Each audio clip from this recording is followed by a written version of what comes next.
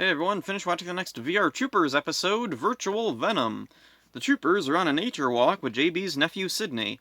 A man approaches Sydney and gives him a spider. The man turns out to be Doom Master in disguise. When Sydney shows the spider to the others, it suddenly jumps up and bites JB and Caitlin. Ryan manages to swat it away.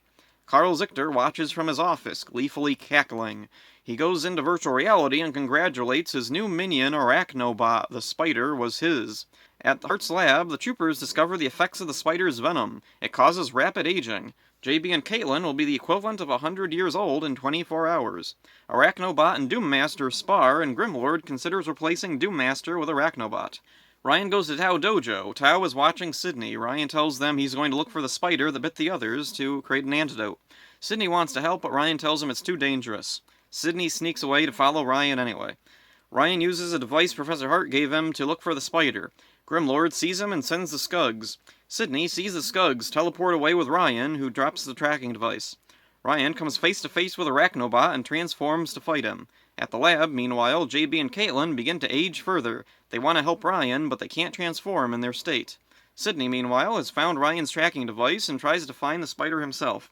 He falls into an underground cave and is cornered by the spider. Ryan escapes the villains and contacts Professor Hart. Hart detects the tracking device and learns Sydney has it. JB is worried for his nephew, but Ryan assures him that he'll try to save him.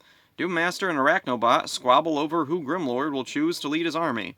They go to hinder Ryan from saving Sydney. Suddenly, in the middle of the battle, Doommaster and Arachnobot turn on each other. Doommaster retreats, and Arachnobot just falls over and dies. Yeah, really. Ryan is teleported to Sydney and catches the spider. He takes Sydney home and then takes the spider to Hart's lab to create the antidote. The antidote works, and JB and Caitlin return to normal. At Tao Dojo, JB spars with his nephew.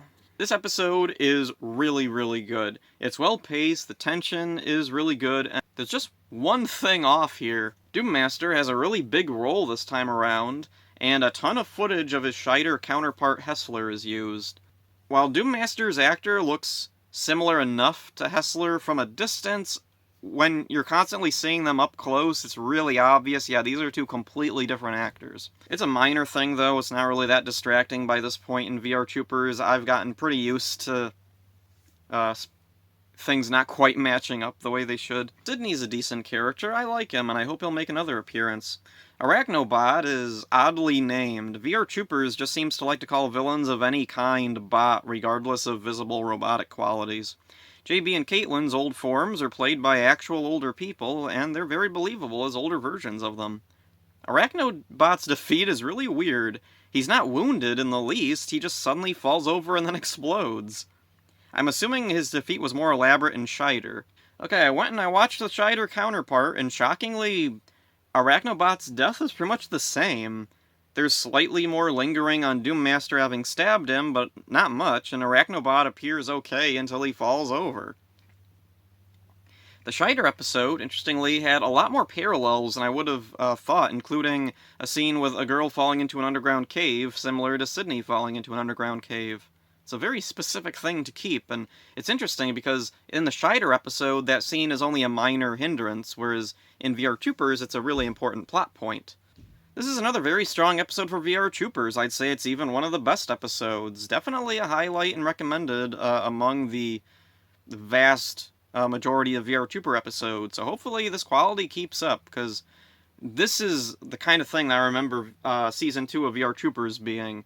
The first batch of Season 2 episodes were kind of rough. There's a few good ones, some really bad ones, some that just feel like the same tired Season 1 stuff, but ones like this, they really feel like it was a real refresh for the series. So, yeah, that's it for this one. Hope you enjoyed it. See ya.